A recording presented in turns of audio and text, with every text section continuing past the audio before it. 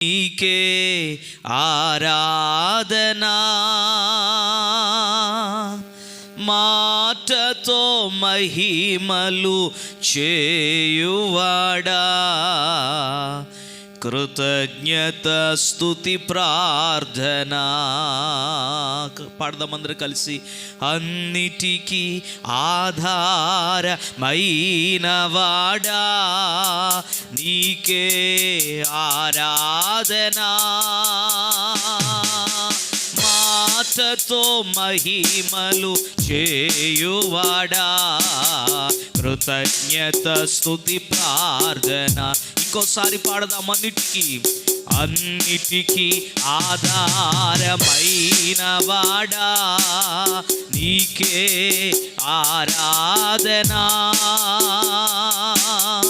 ఎన్నటికీ మారని మంచివాడా, కృతజ్ఞత స్తుతి ప్రార్థనా. అన్నిటికీ ఆధారమైన వాడా, నీకే ఆరాధనా, మాటతో మహిమలు చేయువాడా, కృతజ్ఞత స్తుతి ప్రార్థనా. ఆరాధనా ఆరాధనా, ఆత్మతో ఆరాధనా, ఆరాధనా ఆరాధనా, కృతజ్ఞత స్తుతి ప్రార్థనా. ఆరాధనా ఆరాధనా, ఆత్మతో ఆరాధనా, ఆరాధనా ఆరాధనా, కృతజ్ఞత స్తుతి ప్రార్థనా. నీ మేలులకై ఆరాధనా, నీ కృప కొరకై ఆరాధనా, నీ మేలులకై ఆరాధనా, నీ కృప కొరకై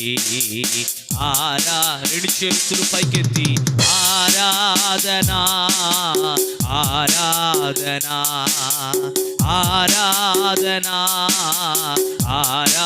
మరొకసారి ఆరాధన ఆరాధనా ఆరాధనా ఆరాధనా ఆరాధనా, మేలులకై ఆరాధనా, నీ కృప కొరకై ఆరాధనా, నీ దీవెనకై ఆరాధనా, నీ జాలికై ఆరాధనా ఆరాధనా ఆరాధనా ఆరాధనా ఆరాధనా ఆరాధనా ఆరాధనా ఆరాధనా ఆరాధనా ఆరాధనా ఆరాధనా ఆరాధనా ఆరాధనా. మా ఎడల మేలులు చేసి ఉపకారములు చేసి మమ్మల్ని ప్రేమించి కనికరించిన మా యేసయ్య, నీ నామాన్ని స్తుతిస్తున్నాం, ఘనపరుస్తున్నాం, ఆరాధిస్తున్నాం. ఈ ఉదయకాల సమయాన ప్రభువా నీ సన్నిధానంలో చేరి ఈ రీతిగా మీ నామాన్ని స్తుతించి ఆరాధించడానికి మీరు మాకు ఇచ్చిన అవకాశాన్ని బట్టి నీకు స్తోత్రాలు. రావలసిన వారందరినీ ఇంక నువ్వు నడిపించండి, నీ పరిశుద్ధాత్మ ఎలుగులో జరిగించండి. యేసు నామమున ప్రార్థిస్తున్నాము తండ్రి, ఆమేన్. లేచి నిలవబడి ఈ దినము కొరకు ఏర్పాటు చేయబడిన కీర్తన భాగాన్ని మనము చదువుకుందాము. 132వ కీర్తన 132వ కీర్తన చదువుకుందాం. సహోదరుడు వినోద్ 132వ కీర్తన వాక్య ప్రతి వాక్యంగా మనము చదువుకుందాం.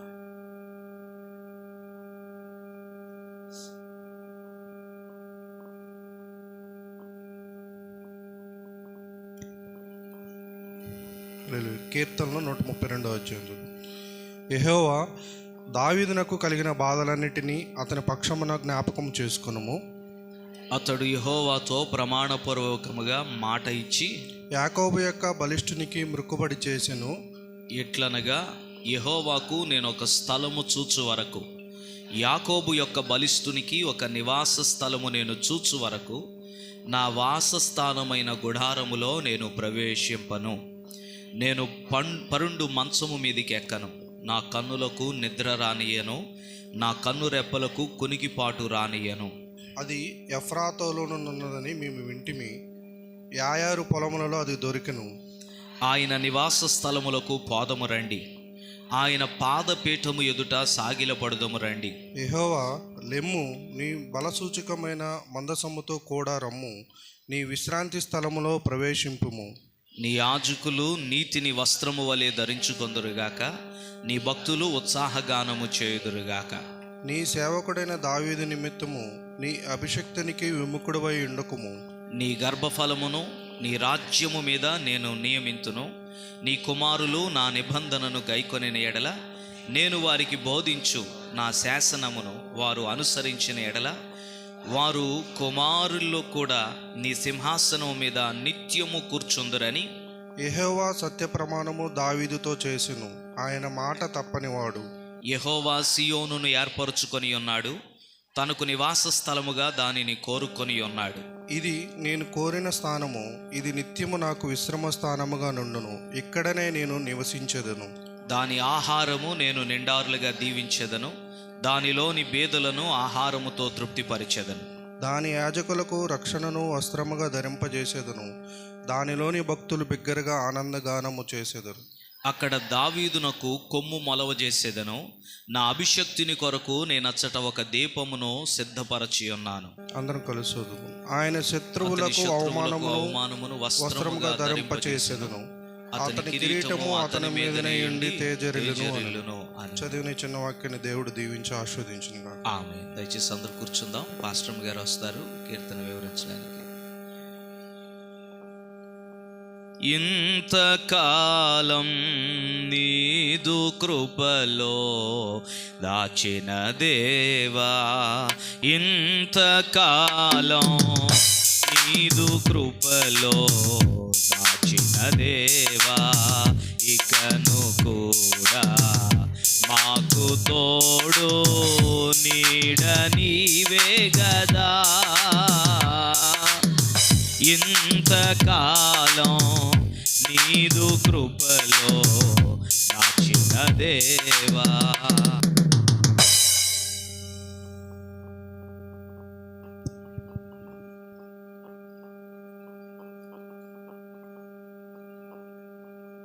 దేవుని పరిశుద్ధ నామముకు స్తోత్రం కలుగును గాక.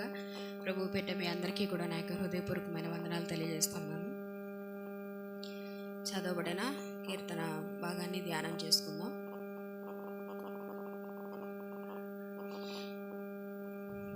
ఇది కూడా యాత్రా కీర్తన. మరి ఈ యొక్క కీర్తన మనం సందర్భం చూసినట్లయితే, యెహోవా దావీదునకు కలిగిన బాధలన్నిటినీ అతని పక్షమున జ్ఞాపకం చేసుకొనుము. అతడు యెహోవాతో ప్రమాణపూర్వకముగా మాట ఇచ్చి యాకోబు యొక్క బలిష్ఠునికి రుక్కుబడి చేసెను. ఎట్లనగా, యెహోవాకు నేను ఒక స్థలము చూచు వరకు, యాకోబు యొక్క బలిష్ఠునికి ఒక నివాస స్థలము నేను చూచు వరకు.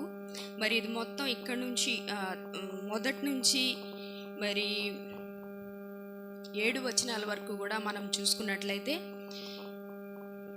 దావీదు మరి మందసమును, దేవుని యొక్క మందసమును మరి దావీదైతే మంచి రాజుగా మంచి భవనంలో ఉన్నాడు. కానీ దేవుని యొక్క మందసం అయితే గుడారంలో ఉంది. అంటే దేవుని యొక్క దావీదుకు ఉన్నటువంటి విలువ కూడా లేని విధంగా ఇక్కడ కనబడతా ఉంది. అంటే దావీదేమో మంచి భవనంలో రాజుగా ఉన్నాడు, కానీ దేవుని మందసం మాత్రం కొన్ని పరిస్థితుల కారణంగా ఒక గుడారంలో ఉన్న పరిస్థితి. కాబట్టి దావీదు అనుకుంటా ఉన్నాడు ఏమనంటే, ఆ మందసాన్ని తీసుకురావాలి, ఎలాగైనా సరే దాని కొరకు ఒక ఆలయాన్ని నిర్మించాలి, దాన్ని ఒక ప్రత్యేకమైన స్థానంలో నిలవబెట్టాలి, దానికంటూ ఒక ప్రత్యేకమైనటువంటి స్థలాన్ని ఏర్పాటు చేయాలి, నియమించాలి అని చెప్పి ఆయన ఇక్కడ బలంగా కోరుకుంటా ఉన్నాడు. అటువంటి మంచి ఆలోచన ఆయన చేసి ఉన్నాడు.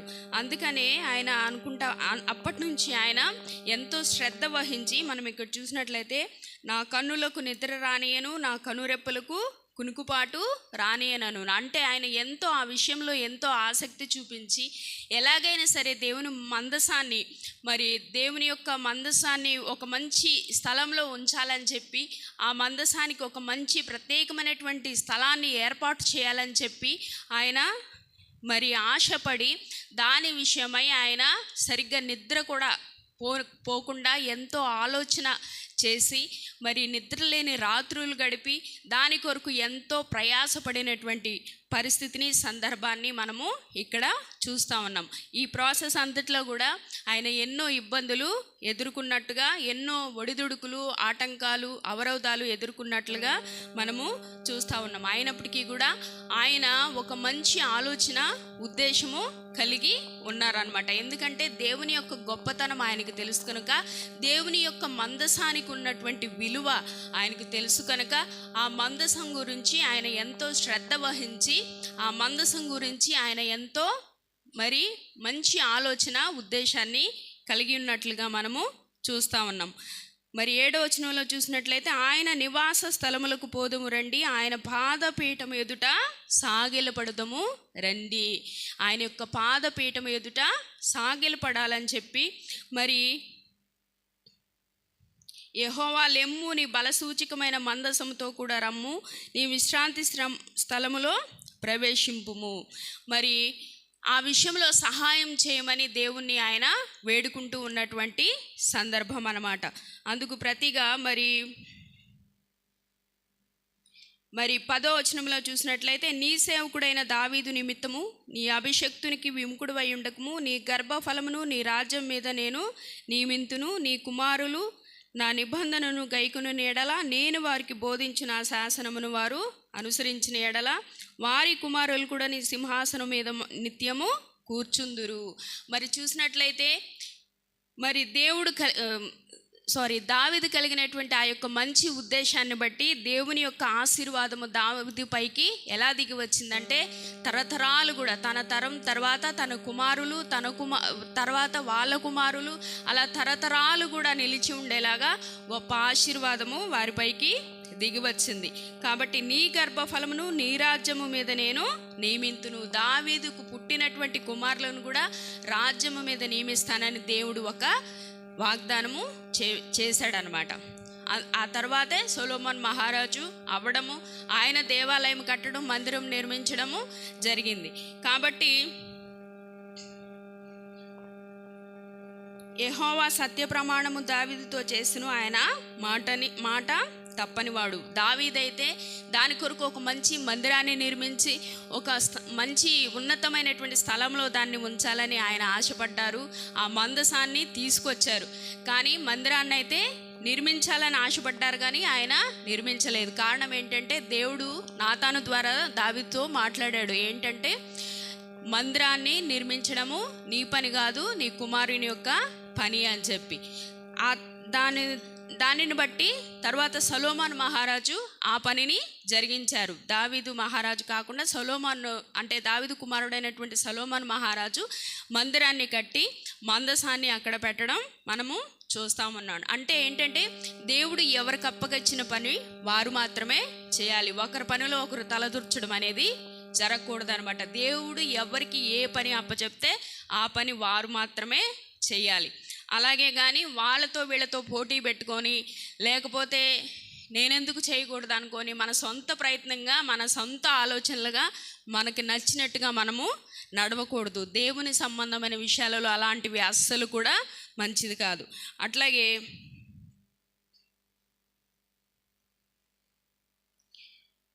యెహోవా సియోనును ఏర్పరచుకొని ఉన్నాడు, తనకు నివాస స్థలముగా దానిని కోరుకుని ఉన్నాడు. ఇది నేను కోరిన స్థానము, ఇది నిత్యము నాకు విశ్రమ స్థానముగా నుండును. ఇక్కడనే నేను నివసించెనుదు, దాని ఆహారమును నేను నిండారులుగా దీవించెదను. దానిలోని బీదలను ఆహారంతో తృప్తిపరచెదను. దాని యాజకులకు రక్షణ వస్త్రముగా ధరింపచేసేదను. దానిలోని భక్తులు బిగ్గరగా ఆనందగానము చేశారు. మరి ఇదంతా కూడా మరి 18వ వచనం చూసినట్లయితే, అతని శత్రువులకు అవమానము వస్త్రముగా ధరింపచేసేదను. అతని కిరీటము అతని మీదనే ఉండి తేజరిల్లునెను. మరి ఈ 32వ కీర్తన అంతా కూడా మనం చూసుకున్నట్లయితే ఇది యాత్ర కీర్తన. దీని సందర్భం చూసినట్లయితే దావీదు గుడారము నుండి మందసాన్ని మరి దావీదు పురమునకు తీసుకొచ్చినటువంటి సందర్భంలోనిది.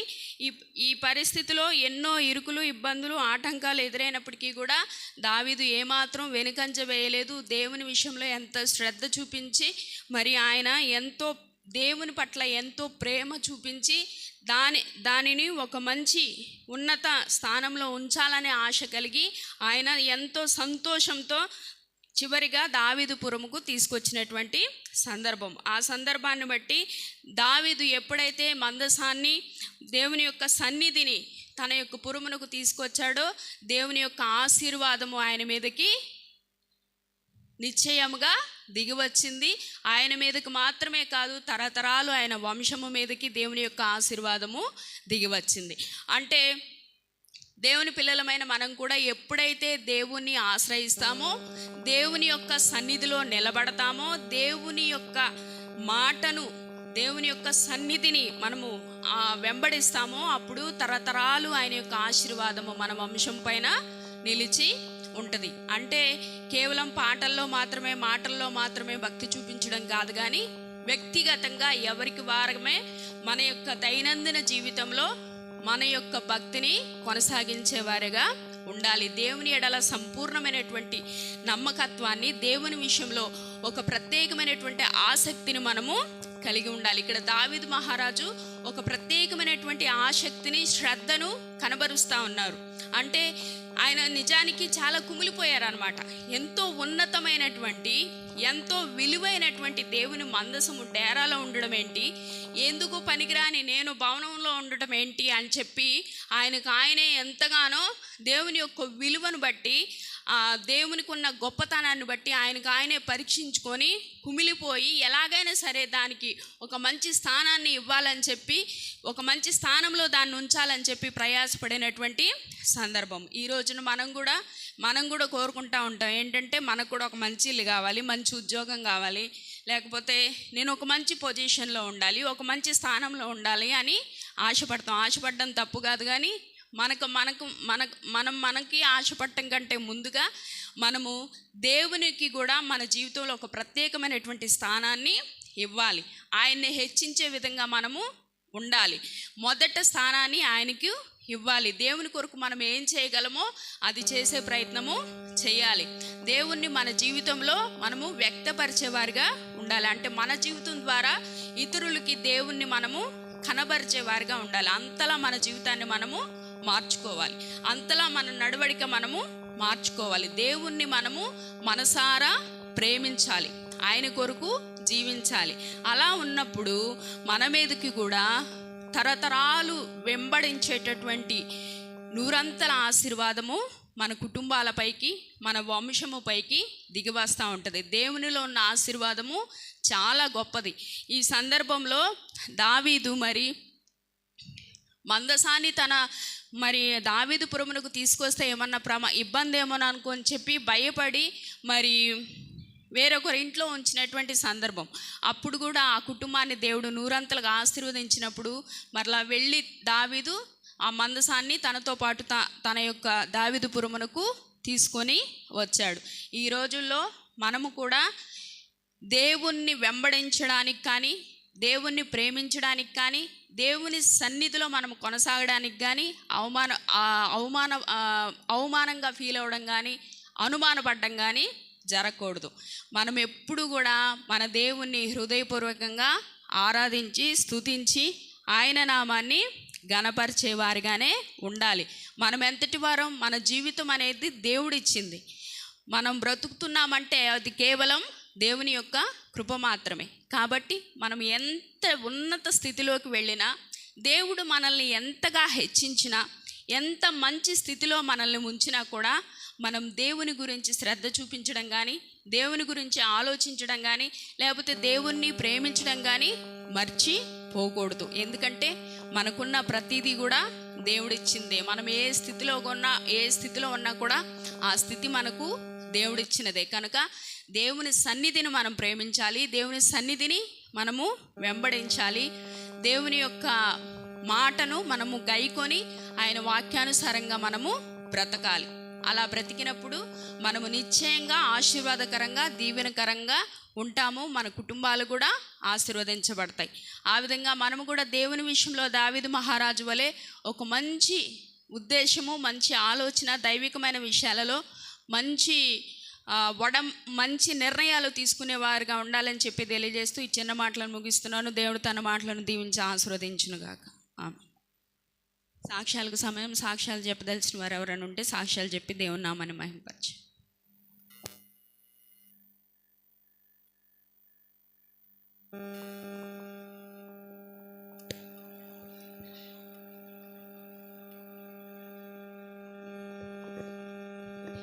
దేవుని నామానికి వందనాలు.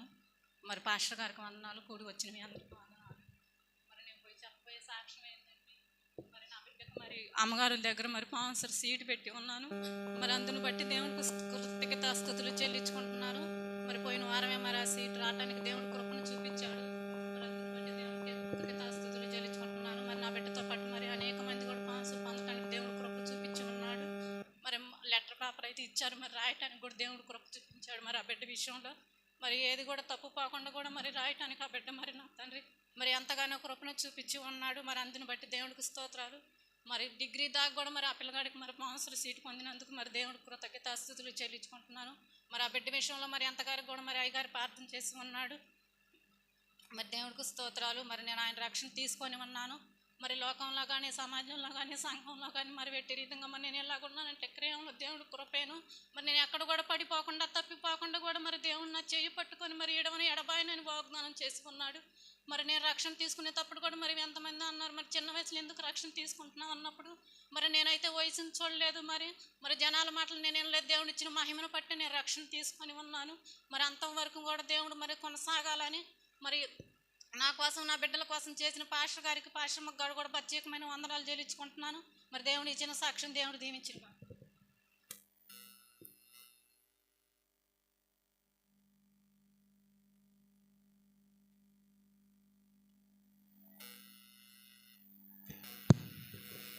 ప్రభును స్తోత్రాలు. మీ అందరికీ నా వందనాలు. అయ్యగారికి, అమ్మగారికి వందనాలు.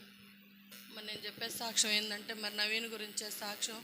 మరి 4 సంవత్సరాలు మరి చదవటానికి దేవుడు కృప చూపించాడు, ఫ్రీ సీట్ ఇచ్చాడు. దేవుడికి, దేవుడి నామానికే మహిమ. మరి నేను అడిగినప్పుడు దేవుడు ఊహించిన రీతిగా మరి మెడికల్ సీట్ ఇచ్చాడు వాడికి. మరి చదువుతాడా లేదా అని ఆలోచన చేసినప్పుడు అప్పుడు మా పరిస్థితి అయితే చాలా దీనస్థితి. అయినా కానీ దేవుడు మరి నేను ఊహించిన రీతిగా చదివిస్తాను వాగ్దానం చేసి చదివించాడు. మరి 4 సంవత్సరాలు పూర్తి చేసుకోవడానికి దేవుడు కృప చూపించాడు. మరి మొన్నటి దినాన రిజల్ట్స్ వచ్చినాయి. 4 సంవత్సరాలు కూడా పాస్ అయ్యాడు. మరి ఇంకా దేవుడు మరి వాడి పట్ల వాడి ఈ లోకపరంగా మరి ఇచ్చిన చదువును బట్టి దేవుడు నామానికి మహిమ. మరి ఇంక ముందు చదవాల్సిన చదువులు ఇంకా ఉన్నాయి, అది కూడా చదువుటకు దేవుడు కృప చూపించాలి. మరి అయ్యగారు మరి మా ఇంటి ముందు కృతజ్ఞత కూడికి పెట్టించుకున్నప్పుడు ఒకటే చెప్పాడు, మరి 4 సంవత్సరాలు చదవాలంటే మరి కొన్ని సమయాల్లో మరి వాళ్ళ పరిస్థితులను బట్టి చదవలేకపోతారు. మరి మధ్యలో ఉన్న చదువు ఆపేయబడిద్ది. మరి అట్టా ఉన్నారంటే మరి వాళ్ళ లైఫ్ పాడైపోయిద్దని మరి వాక్యం చెప్తా మధ్యలో ఇలాంటివన్నీ చెప్తా ఉన్నాడు. మరి అప్పుడైతే నేను వాక్యం వింటున్నప్పుడు మరి నేనైతే దేవుడైతే నాకు ఒక ఆలోచన ఇచ్చాడు. మరి నీ బిడ్డ పట్ల మరి నువ్వేం తీర్మానం చేసుకుంటావని మాట్లాడినప్పుడు నేను ఆ వారం అంతా నేను ప్రార్థన చేసుకుంటానే ఉన్నా. అయ్యా, వాక్యం ద్వారా నువ్వు మాట్లాడుతున్నావు ప్రభు, మరి నా బిడ్డ గురించి నేను ఎట్టా ప్రార్థన చేయాలి ప్రభా? మరి నువ్వు ఇచ్చిన ఉచితమైన సీటుని నేను వ్యర్థం చేసుకోకూడదు ప్రభా, నా బిడ్డ మంచిగా చదువుకోవాలి ప్రభు అన్నప్పుడు మరి నేను గురువారం ఉపవాసం ఉండి వాడి కోసం తీర్మానం చేసుకోవడానికి దేవుడు కృప చూపించాడు.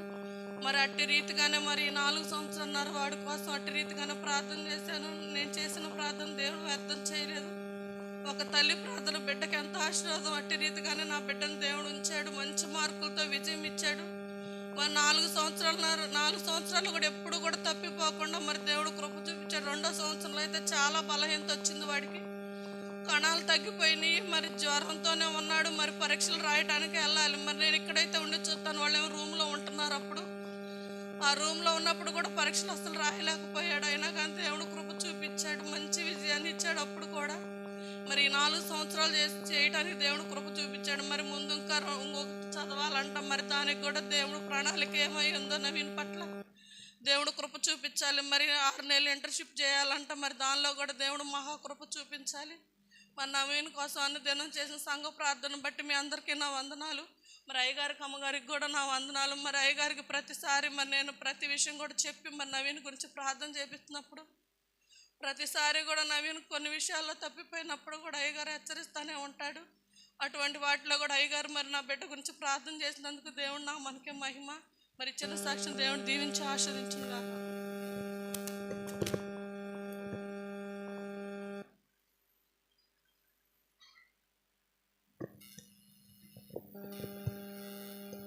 దేవుని నామానికి వందనాలు, పాస్టర్ గారికి నా వందనాలు, కూడి వచ్చిన మీ అందరికీ నా వందనాలు.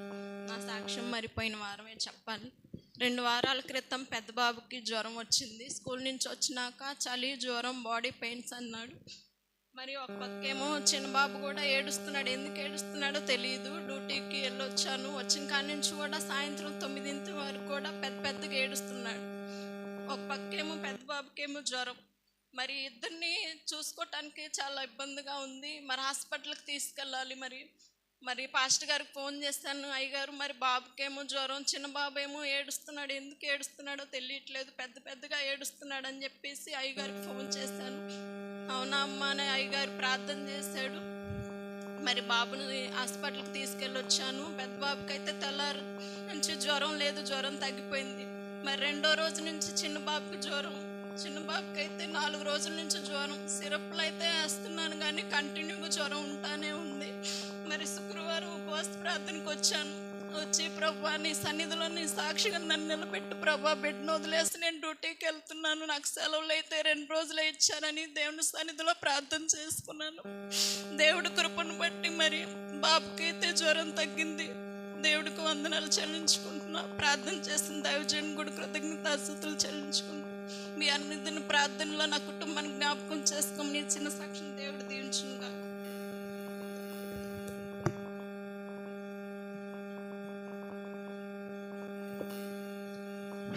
దేవుని నామానికి వందనాలు, పాస్టర్ గారికి వందనాలు, అమ్మగారికి నా వందనాలు, మీ అందరికీ నా వందనాలు. నేను చెప్పబోయే సాక్ష్యం ఏంటంటే, ఈ వారంలో 3 రోజులు నేను చాలా బలహీనం అయిపోయాను. మోషన్స్తో చాలా బాధపడ్డాను.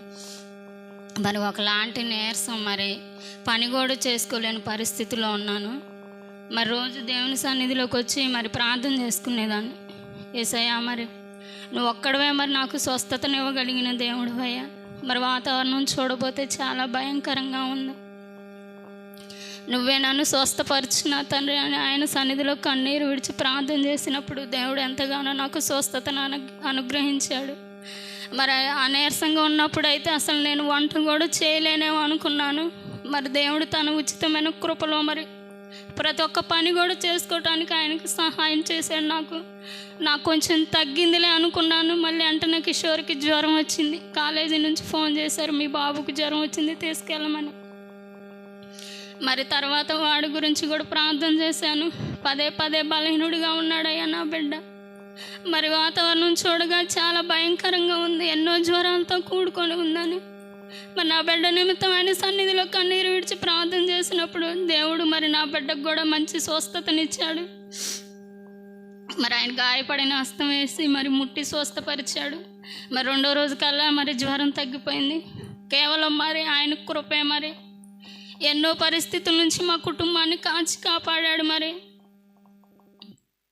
అయ్యగారు కూడా మరి మా కుటుంబం గురించి ఎంతగానో ప్రార్థన చేస్తూనే ఉన్నాడు. అయ్యగారికి కూడా నా ప్రత్యేకమైన వందనాలు. మరి నేను, నా బిడ్డలు, నా భర్త మరి ఆయన సన్నిధిలో ఉండాలి. యవన బిడ్డల చదువులో దేవుడే సహాయం చేయాలని మీ అనుదిన ప్రార్థనలో మా కుటుంబం గురించి జ్ఞాపకం చేసుకోమని దేవుడు ఇచ్చిన సాక్ష్యాన్ని దీవించునుగాక. ఆమేన్. చెప్పబడిన సాక్ష్యాలను బట్టి దేవునికి స్తోత్రం. ఇంకెవరైనా సాక్ష్యం చెప్పేవారు ఉన్నారమ్మా? మంచిది. లేనట్లయితే మనం అందరం కూడా లేచి నిలవబడి చిన్న పాట పాడుకొని తర్వాత వాక్య ధ్యానంలోనికి మనం వెళ్దాము.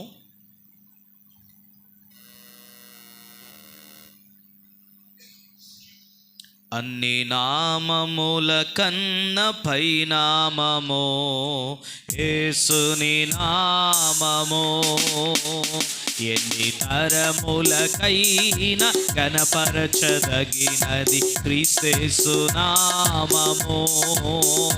అన్ని నామముల కన్న పై నామము యేసుని నామము, ఎన్ని తరములకైనా గణపరచదగినది క్రీస్తు నామము.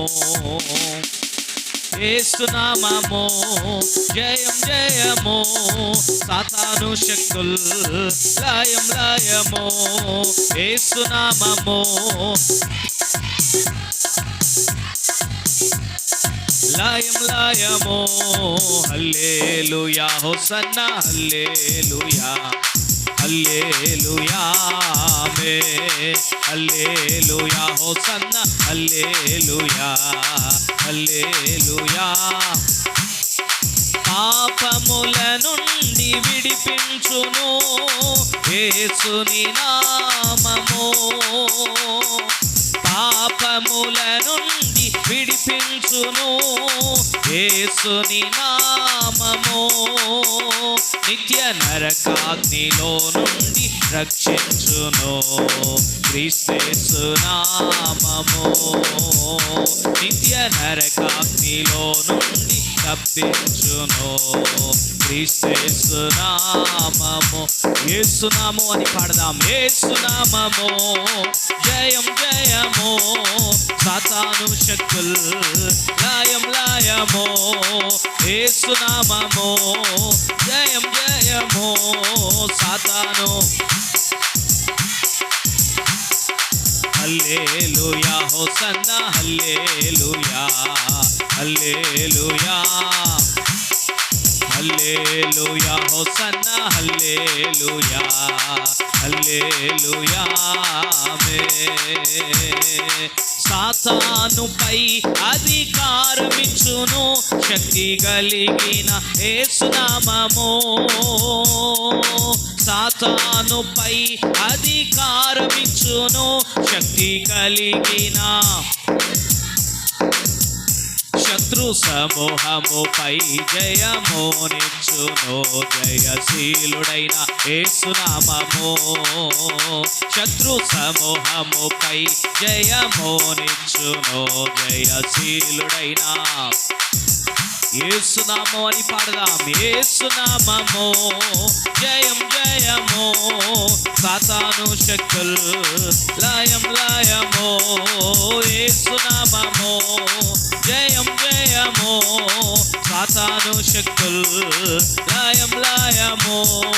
హల్లెలూయా హోసన్నా హల్లెలూయా హల్లెలూయా హల్లెలూయా హోసన్నా హల్లెలూయా హల్లెలూయా ఆమేన్. స్తుతి గణ మహిమలు చెల్లించుచు క్రొత్త కీర్తన పాడెదము, స్తుతి గణ మహిమలు చెల్లించుచు క్రొత్త కీర్తన.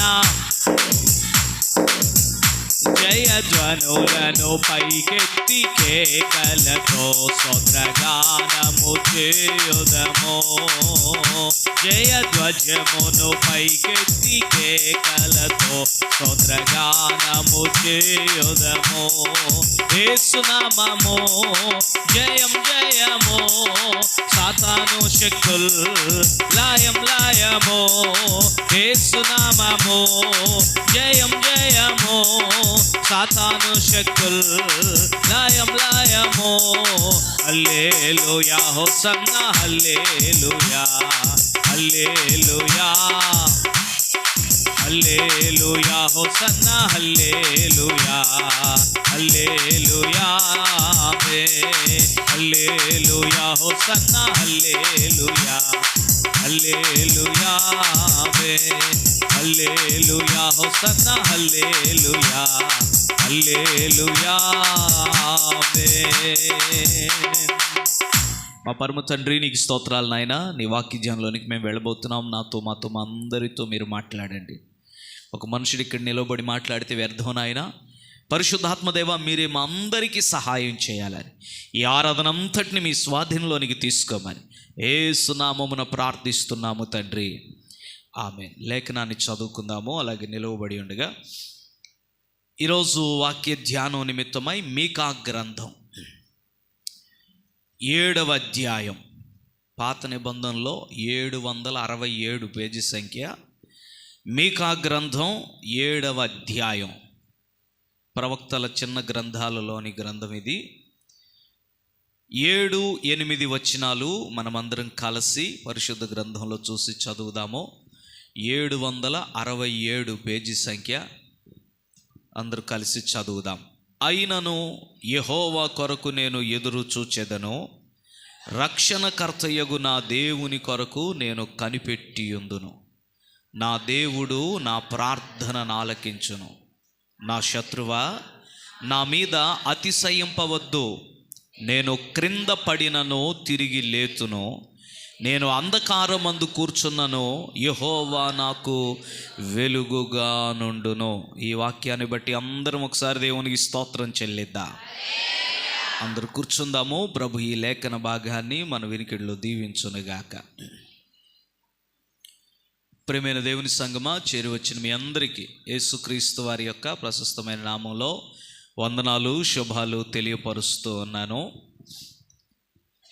సమయం చాలా వేగంగా వెళ్ళిపోతుంది. ఈరోజు మన మధ్యలో మన ఎదుట ప్రభు సంస్కారం, అలాగే చాలా అనౌన్స్మెంట్స్ ఇవన్నీ కూడా ఉన్నాయి. త్వరగా ముందుకు వెళ్ళే ప్రయత్నం చేద్దాం. చదవబడిన ఈ లేఖన భాగము మీకా గ్రంథంలోనిది. యెషయా ప్రవచించిన కాలములోనే మీకా కూడా ప్రవచించాడు. యెషయా ప్రవక్త జీవించిన కాలములోనే జీవించిన ప్రవక్త అన్నమాట. ఇతడు పల్లెటూరికి చెందిన ప్రవక్త. ఎక్కడి వాడంట? పట్టణం వాడు కాదు, పల్లెటూరి ప్రవక్త, గ్రామీణ నేపథ్యం అన్నమాట. ఆమోసు అనబడిన మరో ప్రవక్త ఉన్నాడు కదా. ఆ ఆమోసు ప్రవక్త ఉత్తర రాజ్యానికి ఏదైతే చెప్పాడో, దక్షిణ రాజ్యానికి, యోధా రాజ్యానికి మీకా అదే విషయాన్ని చెప్పాడు. ఈ ప్రవక్తల గ్రంథాల్లో కనపడేటువంటి వర్తమానం సారాంశం ఏంటంటే, దేవుడు న్యాయవంతుడు, అన్యాయమును దేవుడు సహించడు. దేన్ని సహించడట? గట్టిగా చెప్పాలి. అన్యాయమును దేవుడు సహించడు. మనుషులను చిన్నచూపు చూడడాన్ని, అణచివేయడాన్ని దేవుడు ఎప్పుడు కూడా సహించడు.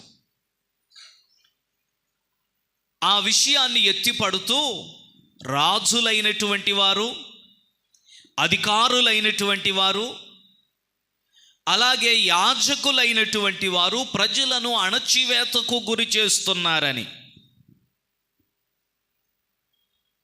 అలాగే ధనవంతులేమో ఇంకా ధనవంతులైపోతున్నారు, బేదవారేమో ఇంకా కటికి బేదవారైపోతున్నారని,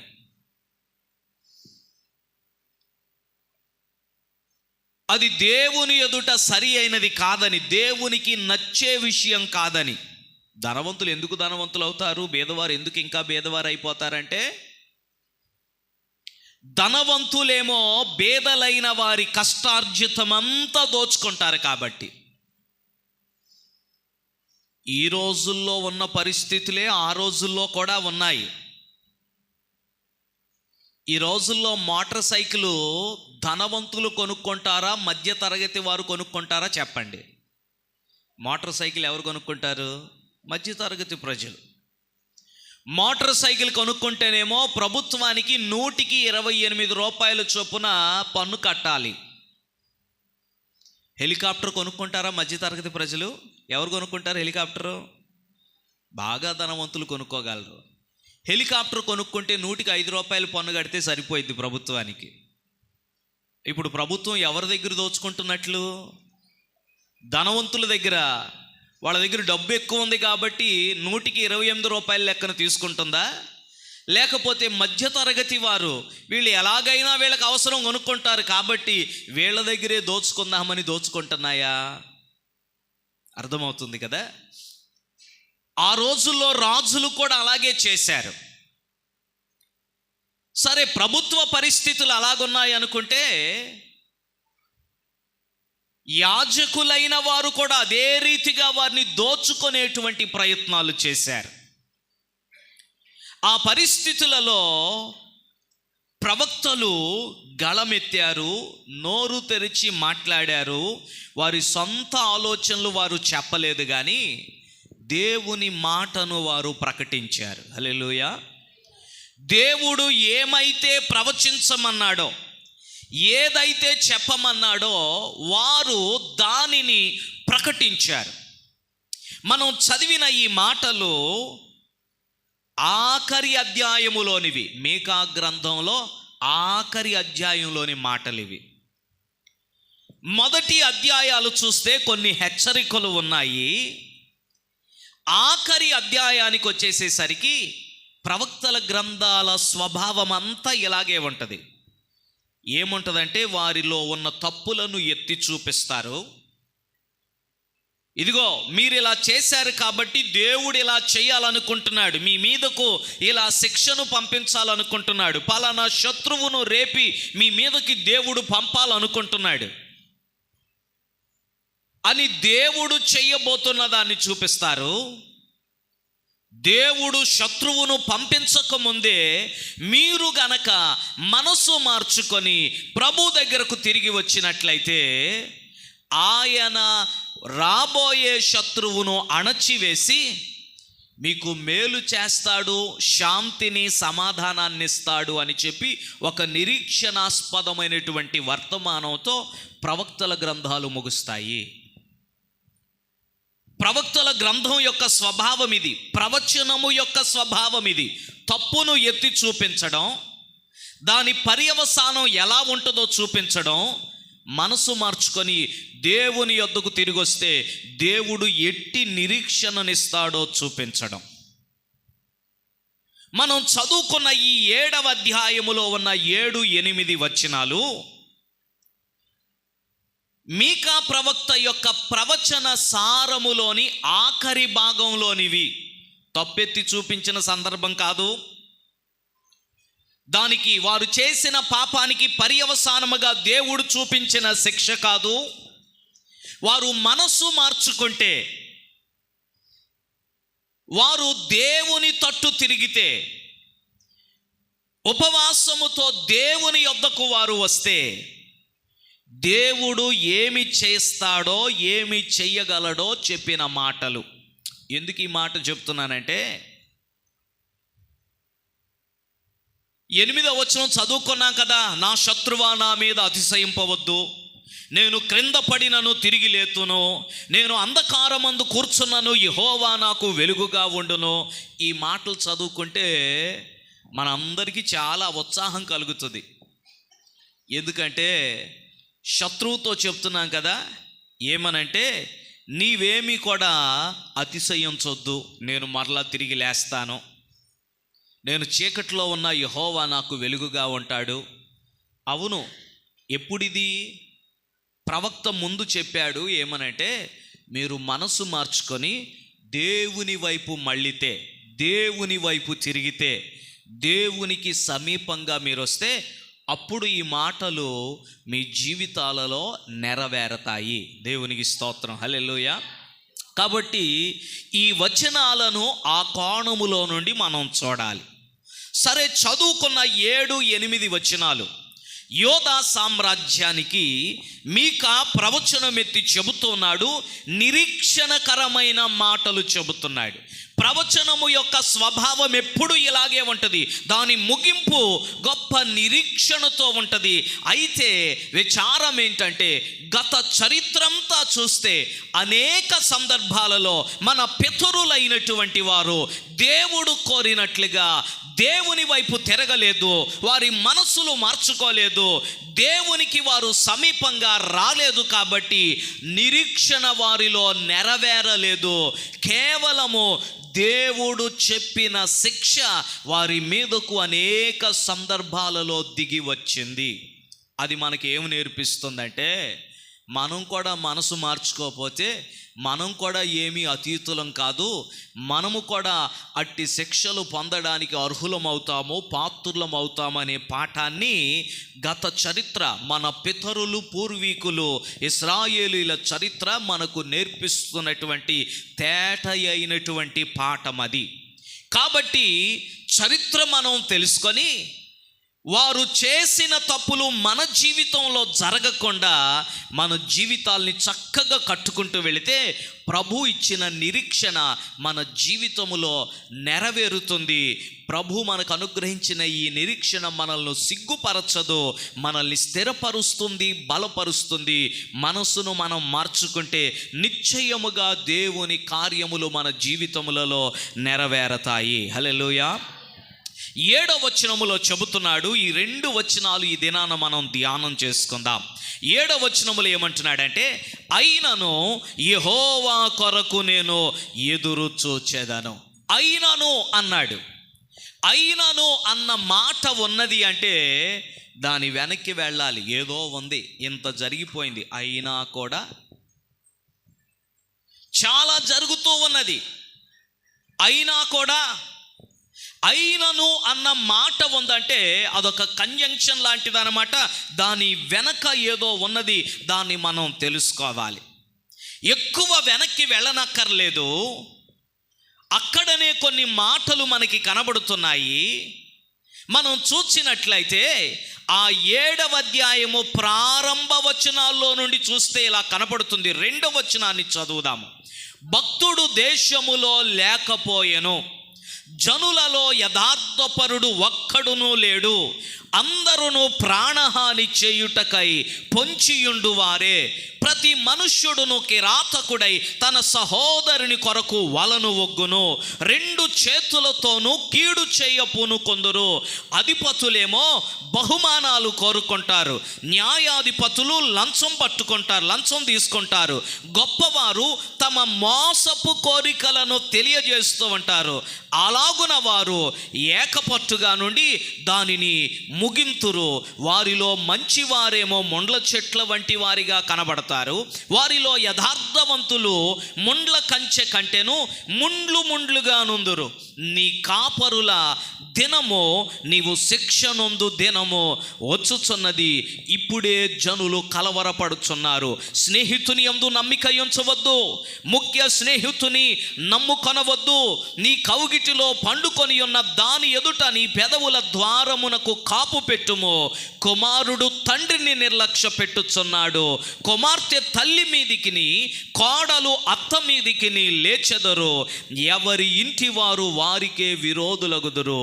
అయినను నేను మాత్రం యెహోవా కొరకు ఎదురు చూస్తాను. హల్లెలూయా. అర్థమైంది కదా సందర్భం? నిజముగా యథార్థమైన భక్తి గలవారు దేశములో కనబడటం లేదంటున్నాడు. జనులలో యథార్థముగా నడుచుకునేవారు కూడా కనబడటం లేదట. ప్రతి వాడు కూడా ఏ మలుపులో ఎవరిని చంపుదుమా అని చెప్పి వారు కాపు కాస్తున్నారట. తన సహోదరుని కొరకు ప్రతి వాడు కూడా వలను విసురుతున్నాడట. 2 చేతులతో కీడు చేయాలనుకుంటున్నారట.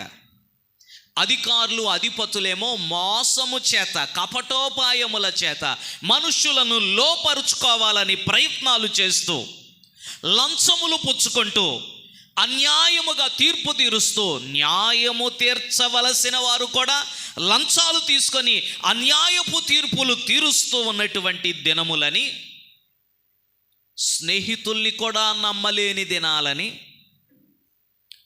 కుమారుడు తండ్రిని నిర్లక్ష్య పెట్టే రోజులని, కుమార్తె తల్లి మీదికి, కోడలు అత్త మీదికి లేస్తారని, ఎవరి ఇంటి వారు వారికే విరోధులు అవుతూ ఉంటారని ప్రవక్త చెబుతూ ఉన్నాడు. ఇవన్నీ నేటి సమాజంలో కనపడటం లేదంటారా? లంచం తీసుకోకుండా పనిచేసే అధికారుల్ని చూడాలనుకోవటం అత్యాశగా కనపడుతున్న దినములు కాదా ఇవి? న్యాయాధిపతులు సైతం ఏదో ఒక రూపేణ, ఏదో ఒక లాభమును అపేక్షించి అన్యాయపు తీర్పులు చెబుతున్నటువంటి దినములు కనబడటం లేదా మన కంటి ఎదుట? దేవుని పిల్లలలో సైతము దేవుడంటే భక్తి తగ్గిపోయిన పరిస్థితులు మనకి కనబడటం లేదా?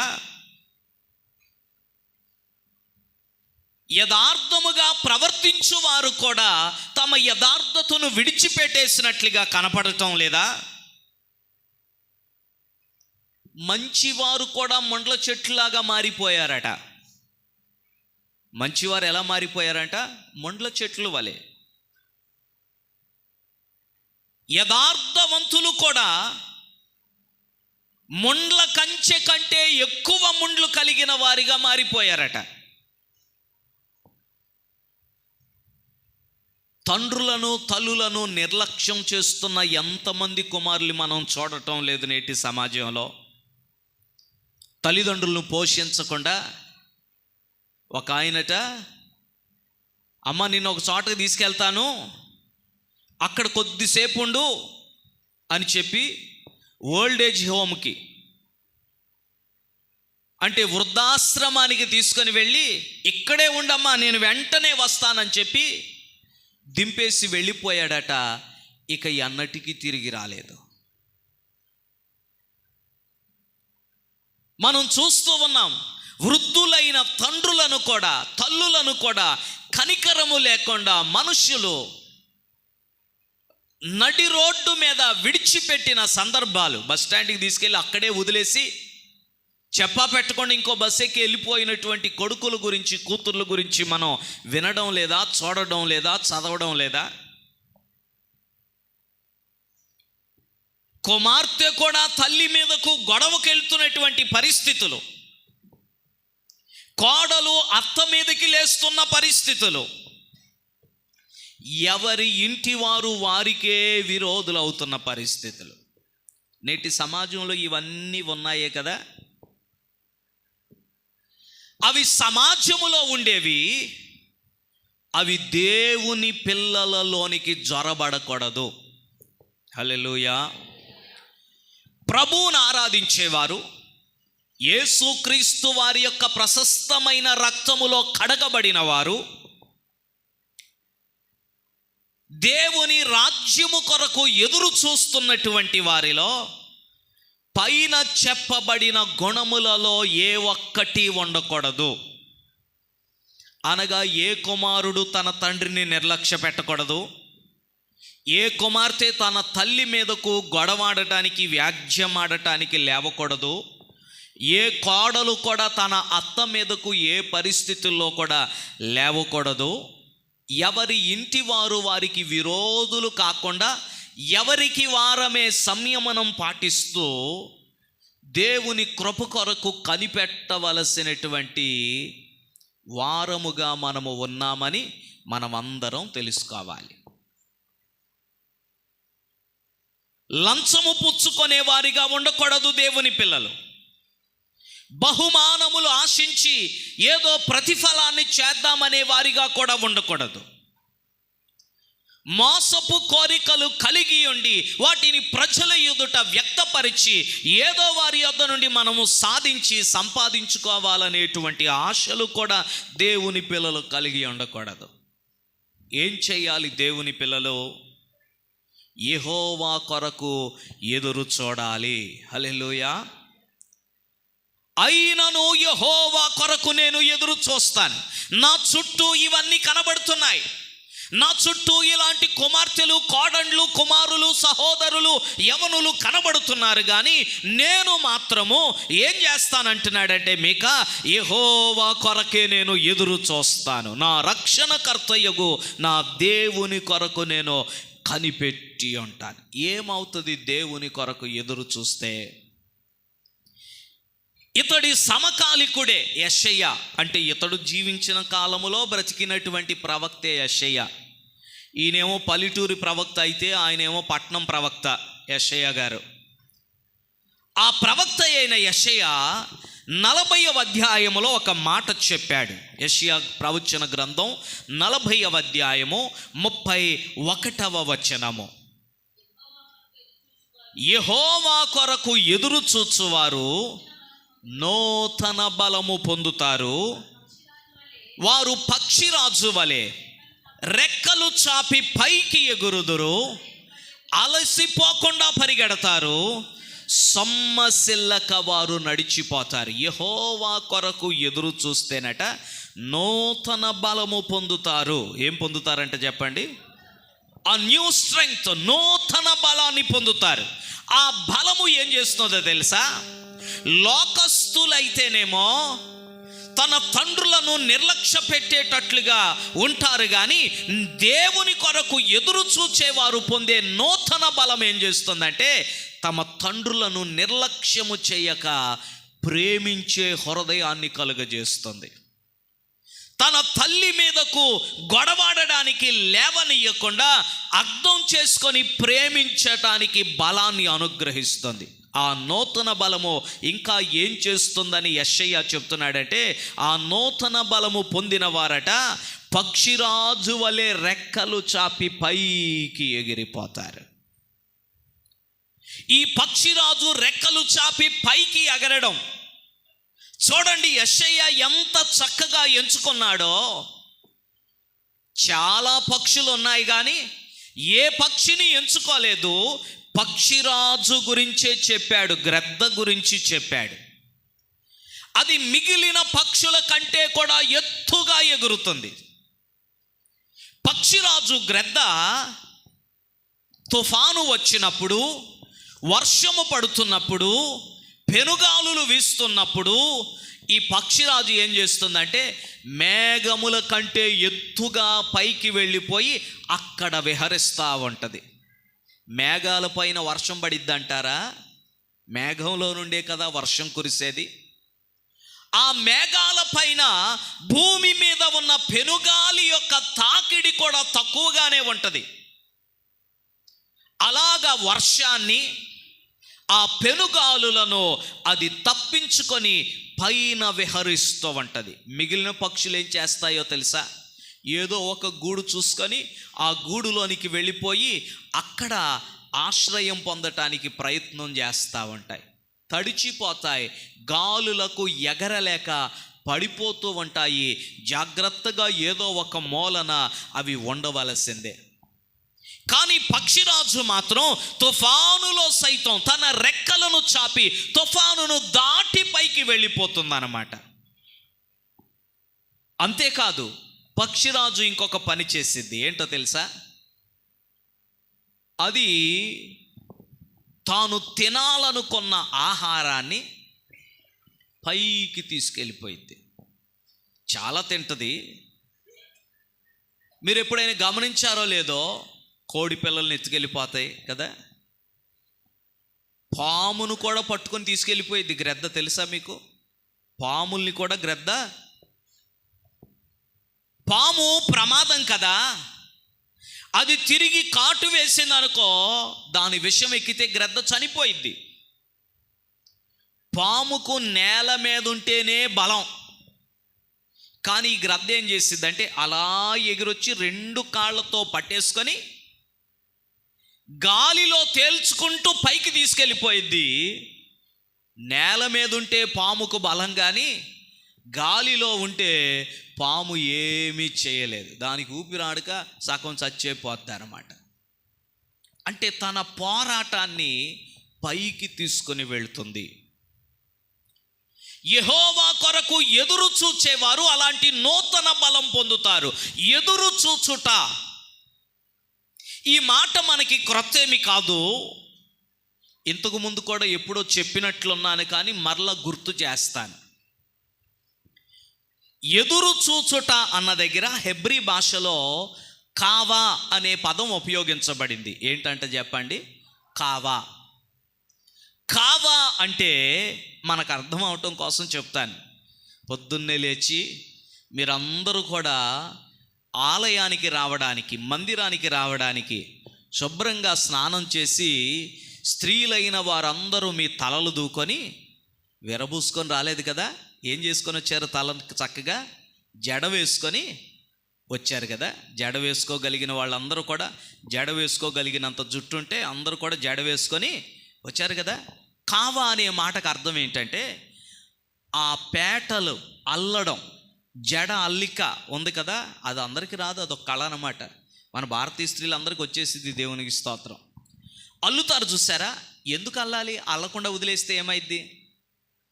జడలు అల్లుకోవటం ఎందుకు అలవాటు అయ్యింది?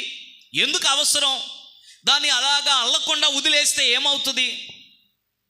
ఆ పాఠాలు చెప్పడానికి నేను లేనులే, కానీ అల్లడం అనేది దానికి బలాన్ని ఇస్తుంది.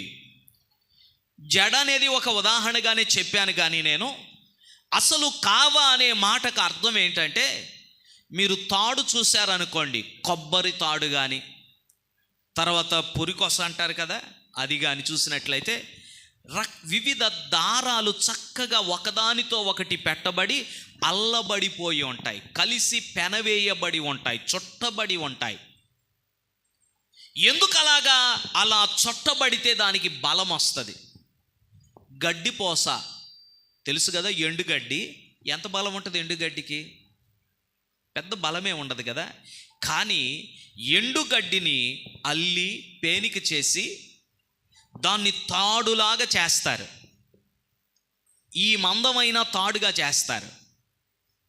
ఆ ఎండుగడ్డిని చక్కగా చుట్టి తాడుగా చేస్తే అది చిన్న చిన్న ముక్కలే అయినా, ఇంత పెద్ద చాంతాడంత పొడవుగా అల్లినా కూడా చాలా గట్టిగా బలంగా ఉంటుంది. ఎదురు చూచుట అన్న దగ్గర కావా అనబడే పదం ఉపయోగించబడింది. కావా అంటే దేవునితో పెనవేసుకొని పోవడం. దేవునికి స్తోత్రం, హల్లెలూయా. దేవునితో అల్లిక చేయబడడం. అందుకే యేసు ప్రభు వారు కూడా యోహాను సువార్తలో ఆయన చెప్తూ వచ్చారు. ఆయన ఏమన్నారంటే, మీ యందు నేనును నా యందు మీరు కూడా నిలిచి ఉండాలి. ఆయన మనలో ఉండాలి, మనము ఆయనలో ఉండాలి. ఒకరికొకరము ఇలాగా అల్లిక చేయబడినట్లుగా, పెనవేయబడినట్లుగా మనము ఉండాలి. ఆయన కొరకు మనము కనిపెడుతూ ఉండాలి అని చెప్తున్నాడు.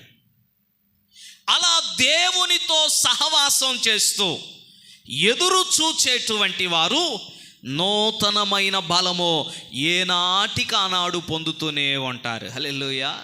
ఏ రోజు దేవునితో సహవాసం చేస్తే ఆ రోజుకు కావలసిన బలం దేవుని యొద్ద నుండి మనకు దొరుకుతుంది. నా దేవుని కొరకు నేను కనిపెడతానని చెప్తున్నాడు. ఎవరైతే ఎదురు చూసి కనిపెడుతూ ఉంటారో వారి ప్రార్థనను దేవుడు ఆలకిస్తాడు. హల్లెలూయా. ఎవరైతే ఆయనతో పెనవేసుకుపోయి అల్లుకుపోయినట్లుగా ఉంటారో వారి ప్రార్థనను దేవుడు ఆలకిస్తాడు. మన దేవుడు ప్రార్థనకు జవాబిచ్చేవాడు, ప్రార్థనలను ఆలకించేటువంటి ప్రభు. ఆయన ప్రార్థనను ఆలకించాలి అంటే ఒకటే చెబుతున్నాడు, ఇదిగో లోకములో ఉన్నట్లుగా మనం చేస్తే కుదరదు, కానీ దేవుని కొరకు కనిపెడితే, దేవుని బలము పొందుకుంటే, ఆ దైవ బలముతో నీవు చేసే ప్రార్థన దేవుని సన్నిధానమునకు చేరుతుంది. అనేక ప్రార్థనలకు జవాబు రాకపోవడానికి కారణం ఏంటంటే మనం ప్రార్థన చేయకపోవడం కాదు, చేయలేకపోవడం కాదు, చెయ్యడం రాక కాదు, చెయ్యడం తెలియక కాదు. అనేక ప్రార్థనలకు జవాబు రాకపోవడానికి ఒక కారణం ఏంటంటే మన జీవితాలు సరిగ్గా లేకపోవడమే. తండ్రిని నిర్లక్ష్య పెట్టి ప్రార్థన చేస్తాను, దేవుడా నా ప్రార్థన ఆలకించంటే ఆయన ఎందుకు ఆలకించాలి? ఆయన చనిపోతూనే తన తల్లి బాధ్యతను కూడా శిష్యునికి అప్పగించాడే. పొద్దున్న లేస్తే నీ తల్లితో నీవు గొడవాడి దేవుడా నా ప్రార్థన ఆలకించంటే ఎందుకు ఆలకించాలి దేవుడు నీ ప్రార్థన? ఏదో ఒక అదను చూసుకొని సందర్భం చూసుకొని నీ అత్త మీద నీవు లేస్తూ ఉంటే నీ ప్రార్థనను దేవుడు ఎందుకు ఆలకించాలి? నీవు ప్రొద్దున్న లేచినది మొదలుకొని ఎవరికి కీడు చేద్దామా, ఎవరికి నష్టం చేద్దామా, మోసపూరితంగా ఎవరి దగ్గర నుండి ఏమి సాధిద్దామా, ఏమి సంపాదిద్దామా అనేటువంటి దురాలోచనల్లో నీవు ఉంటే నీవు ప్రార్థన చేస్తే ఎందుకు దేవుడు నీ ప్రార్థనను ఆలకించాలి? ఒకప్పుడు యథార్థవంతుడవై నీతివర్తనుడివై ఉండి ఇప్పుడు నీవు ముండ్ల చెట్లుగా నీవు మారిపోతే నీ ప్రార్థనను దేవుడు ఎందుకు ఆలకించాలి? వాగ్దానములు ఉన్నను, ప్రార్థన చేస్తున్నను, ఈ పైన చెప్పబడినవి ఉన్నాయి అనుకోండి, మన ప్రార్థనలకు జవాబు రాదు. అందుకే కీర్తనాకాడు అంటున్నాడు, పైన వాటిని జయించటం ఈ శరీరంలో కష్టమే కానీ నేను యెహోవా కొరకు ఎదురు చూస్తాను, బలం పొందుకుంటాను, ఆ బలముతో లోకములో ఉన్న వాటన్నిటినీ నేను జయించగలుగుతాను. నా రక్షణకర్త అయిన దేవుని కొరకు నేను కనిపెడతాను. అప్పుడు నేను పొందుకునేటువంటి ఆత్మజ్ఞానముతో నేను పైన ఉన్నటువంటివి లేదా లోకములో ఉన్న వాటిని జయించగలుగుతాను. అప్పుడు దేవుడు నా మనవిని ఆలకిస్తాడు. Very simple. మీ ఇంట్లో వయసు వచ్చిన పిల్లలు ఉన్నారనుకోండి, వారికి మీకు ఏదో మాట వచ్చిందనుకోండి, ఆ మాటను బట్టి ఆ మాట జరిగిపోయి కొంతకాలం అయిపోయింది, కానీ వాళ్ళు మిమ్మల్ని డాడీ మమ్మీ నాకు పలానా కావాలి అని చెప్పారు, అడిగారు మిమ్మల్ని. వాళ్ళు అడగగానే అమ్మో నా బిడ్డ అడిగేసింది, నా కొడుకు అడిగేశాడు అని చెప్పి వెంటనే కొనుక్కొస్తారా? లేకపోతే ముందుగా ఇంతకు ముందు జరిగిన దానికి ఆ బిడ్డలో పశ్చాత్తాపం ఉందా లేదా, మనసు మారిందా లేదా అని ఎదురు చూస్తారా? మనం ఆశించేది ఒకటే, నా బిడ్డలో ఆ మార్పు కనపడాలి, ఆ పశ్చాత్తాపం కనపడాలి. అప్పుడు నా బిడ్డ అడిగింది నా సామర్థ్యం కొద్దీ నేను చేస్తాననే మనసు తల్లిదండ్రులుగా అందరిలో ఉంటుంది. ఎక్కడి నుండి వచ్చింది మనకిది? అది దేవుని గుణము, దేవుని నైజం. ఆయన స్వరూపం, ఆయన పోలికలో ఉన్నాం కాబట్టి ఆయన గుణం మనలోనికి వచ్చింది. ఆయన ఆశించేది కూడా అదే.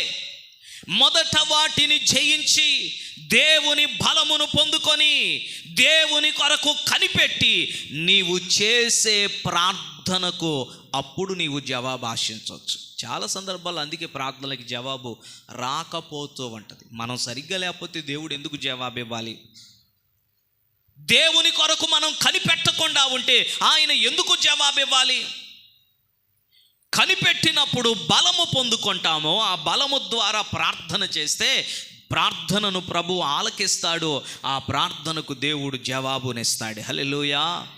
అప్పుడు మనం చెప్పగలుగుతాం, నా శత్రువా నా మీద నీవు అతిశయపడడానికి లేదు, ఎందుకంటే నేను దేవుని బలముతో ఉన్నాను. నా శత్రువా నేను క్రింద పడిపోయినట్లుగా ఉన్నానేమో కానీ నేను తిరిగి మరలా లేస్తాను, నీవు అతిశయించనక్కర్లేదు, ఎందుకంటే దేవుడు నా మనవిని ఆలకించాడు, ఆయన నాకు జవాబిస్తాడు. నా శత్రువా ఒకవేళ నేను అంధకారములో చీకటిలో కూర్చున్నట్లుగా నీకు కనబడుతుందేమో కానీ ఈ చీకటిని కూడా వెలుగుమయం చేయగలిగిన ప్రభువు నాతో ఉన్నాడు. హల్లెలూయా. మన జీవితాలు సరిగ్గా లేకపోతే ఒకటే మాట, పరిశుద్ధతయే ఎన్నటెన్నటికి దేవునికి అనుకూలమైనది. ఏంటంట దేవునికి అనుకూలమైన చోటు? పరిశుద్ధతయే, హోలీనెస్. పరిశుద్ధతయే. ఎక్కడ పరిశుద్ధత ఉంటుందో, ఏ హృదయములో పరిశుద్ధత ఉంటుందో, ఏ శరీరము శుద్ధీకరణ చేయబడుతుందో, ఎవరు పరిశుద్ధులుగా ఉంటారో వారి మధ్యలోనికి ఆయన వస్తాడు, వారితో ఉంటాడు, వారిలో నివాసం చేస్తాడు, వారికి తన బలమునిస్తాడు, శక్తినిస్తాడు, లోకమును జయించడానికి కావలసిన విశ్వాసమునిస్తాడు, వారి ప్రార్థనను ఆలకిస్తాడు. అట్టివారు ప్రార్థనలో దేవునిని అడగక ముందే ఆయన వారికి కావలసినవన్నీ సిద్ధం చేసేస్తుంటాడు. మాట నా నోటికి రాకముందే దాని సారమంతటిని ఎరిగిన దేవుడు, అడగక ముందే అడగకుండానే చెయ్యగలిగిన సమర్థుడు కూడా. మేకాకు సమకాలికుడైన యెషయా ఆ మాటలు చెప్తాడు. మీరు ఇంటికి వెళ్ళినాక 60వ అధ్యాయం 61వ అధ్యాయాన్ని చదివినట్లయితే ఆ మాటలు మీకు అర్థమవుతాయి అన్నమాట. వారు వేడు కొనక మునిపే నేను వారికి ఉత్తరం ఇచ్చేదనో అని చెప్పి యెషయా ప్రవక్త చెప్తున్నాడు. కాబట్టి దేవుడు ఆశించేదేంటి? ఈరోజు ప్రభు బలను మనం సమీపించబోతున్నాం కదా.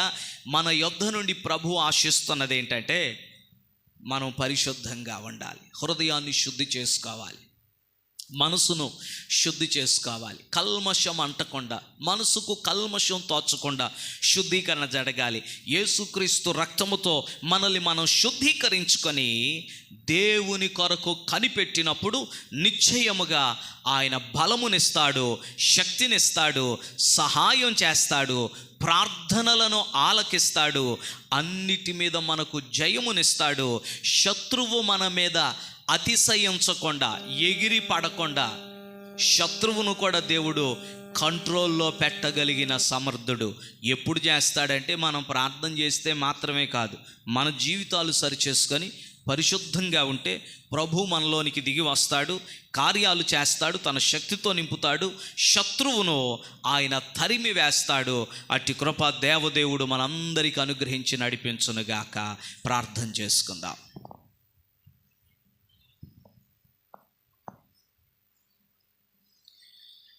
యేసు రక్తము రక్తము రక్తము, యేసు రక్తము రక్తము రక్తము, అమూల్యమైన రక్తము, నిష్కలంకమైన రక్తము, అమూల్యమైన రక్తము, నిష్కలంకమ. అందరూ కండ్లు మూసుకొని చప్పట్లు కొడుతూ నీ రక్తాన్ని నా మీద ప్రోక్షించు నాయన. నా ప్రాణాత్మ దేహములను, హృదయమును, మనస్సును నీ సిలువ రక్తంతో శుద్ధీకరించు ప్రభువా అని అడుగుదాం. ప్రతి ఘోర పాపమును కడుగును మన యేసయ్యా, ప్రతి ఘోర పాపమును కడుగును మన యేసయ్యా. మన శిక్షను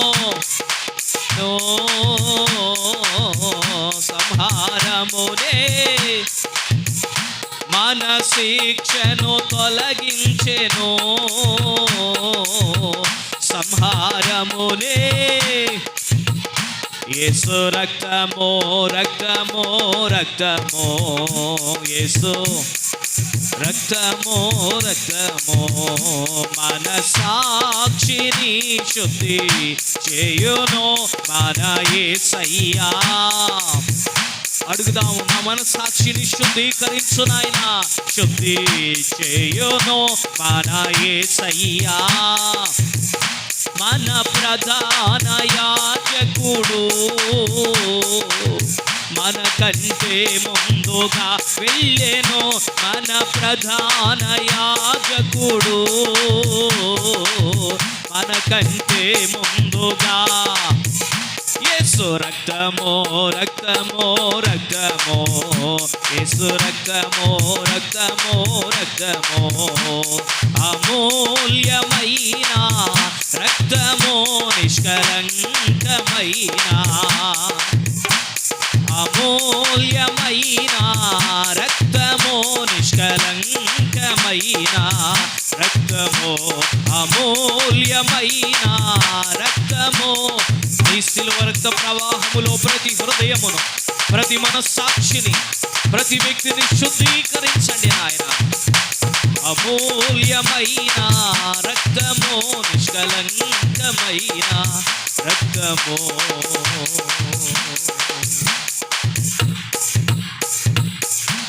పరమ తండ్రి, నీకు స్తోత్రాలు చెల్లిస్తున్నాం నాయన.